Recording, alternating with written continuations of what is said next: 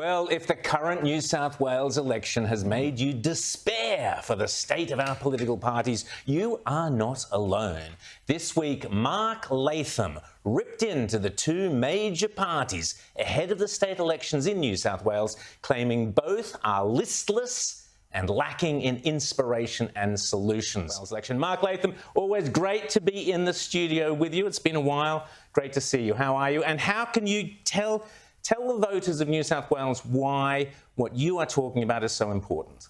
Well, we're there to shake up the major two parties that haven't got solutions. I get a lot of feedback from the public. Look, those two old parties, Labor and Liberal, have been around forever. They've had a lock on government and votes for a long time. Isn't it good to have a third-party competition to disrupt them, to keep them honest? You know, whatever your motivation is, it is time to say they've failed in a lot of basic areas. New South Wales has the fastest falling school academic results in the world. We need to turn that around. And most particularly, there's an official forecast now from AEMO of blackouts in New South Wales. So the Matt Kean green energy plan has been a disaster. The prices have gone through the roof because we're spending tens of billions of dollars on this thing, rewiring the nation, hooking up solar farms and wind farms that don't operate around the clock in the western part of New South Wales into the grid. These transmission wires and corridors are wrecking agricultural land. They're hugely expensive, tens of billions of dollars being spent on them.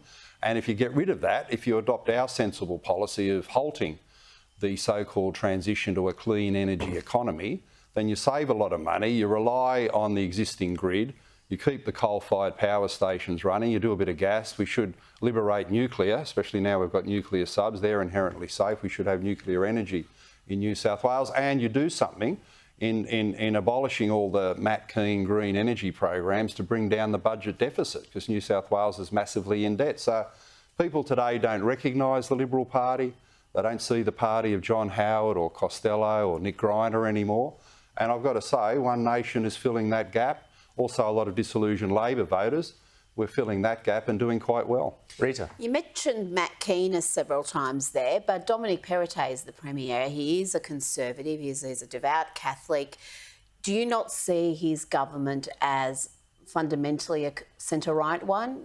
Do you see it one that is being hijacked by Matt Kean and his ilk? Well, absolutely. Kean has got the numbers and Perrottet dances to Kean's tune. And just yesterday we had the news that the Liberal Party is going to preference the Greens Oh, no. in 2 seats in Sydney, Summer Hill and Balmain in return for Green preferences in Port Macquarie. Now, Rita, you can say Perrottet is a Conservative, but how conservative could you possibly be to dance with the Greens? The Greens who would legalise all of the drugs in New South Wales, have gender fluidity teaching in schools, who would destroy coal and gas yesterday.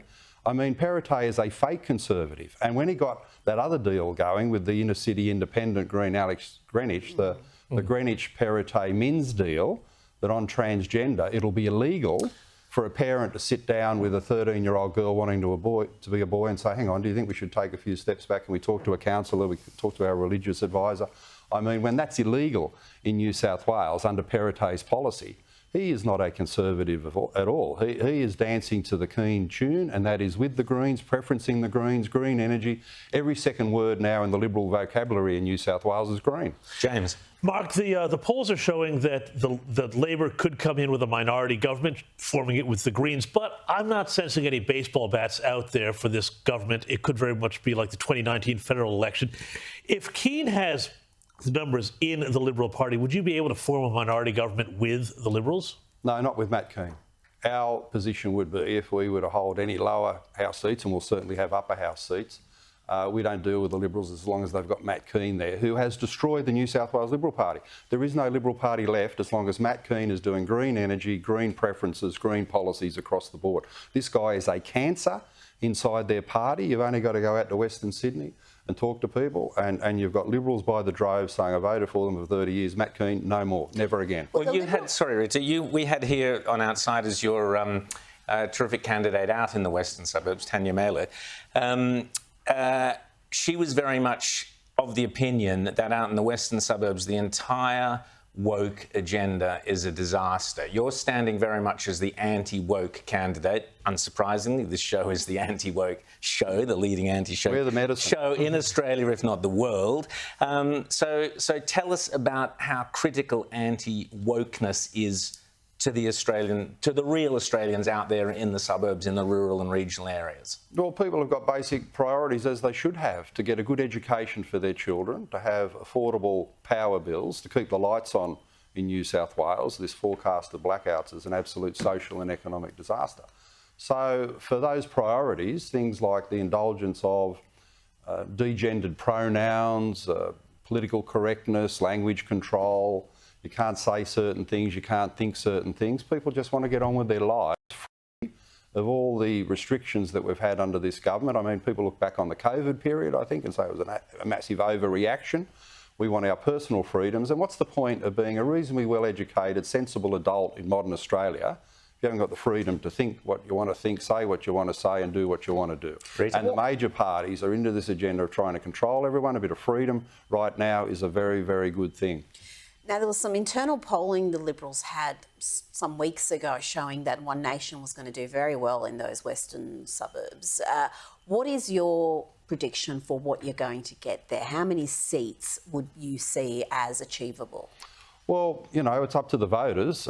We haven't held seats in the lower house, but I do know in seats like Camden and Leppington and Penrith, Hawkesbury, seats where we're running candidates, and we've got 10 candidates in Western and Southwestern Sydney. All the feedback from our candidates is that people are saying One Nation is there to disrupt the two-party system, disrupt the duopoly, disrupt the past policy failures, and common sense is not so common anymore in our politics, and we're getting support on that basis. So you can only say it's very encouraging.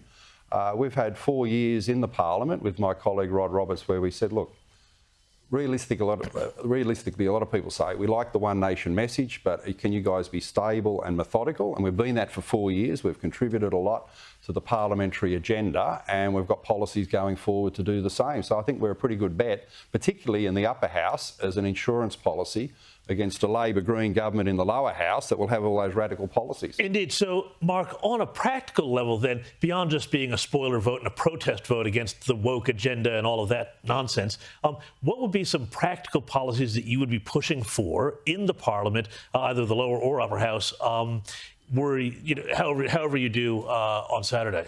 Well, 4 things really. Turn around the failing school results, keep the lights on, bring down the power bills in New South Wales and abolish the whole woke agenda. James, inside the New South Wales Public Service, you wouldn't believe the crazy things they've got to do. They've got to do knowledge of the country, they've got to cut a rainbow cake, they've got to go on unconscious bias training.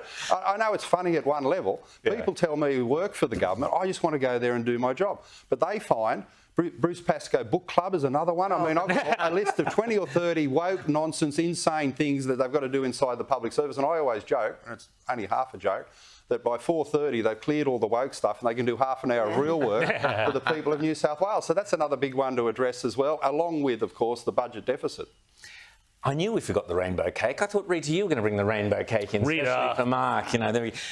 So just last question, Mark. What would New South Wales look like if you have your most successful result on Saturday? Well, more to the centre of mainstream traditional policy approaches. I mean, the great paradox of Australian politics is that in the 90s, which was a golden era from Hawke, Howard, Costello, we'd worked out a policy settlement without woke, without climate change hysteria, without green energy, without job destruction. We'd worked out a policy settlement that was great for Australia, relatively. You know, it wasn't perfect, but it was pretty damn good. And we've lost that. A lot of people say we had it sorted in the 90s. Why have we ever reverted to green woke madness 25 years later? So we want to get back to the things that work. And if you believe in traditional, sensible Australian values and policy approaches, One Nation is your party. Mark Latham, head of One Nation in New South Wales. You've certainly had an incredibly impressive 4 years to date. Good luck on Saturday. My greatest achievement, Rowan, is this show and the miracle that 6 years later you're still here. I know, Mark. But haven't copied my mentor. What can I say? Fantastic. Mark Latham, as always, outsiders love him. Let's see how it goes at the polls next Saturday. Well, after the break, James's donkey vote and a real treat, Matt Canavan in a tick.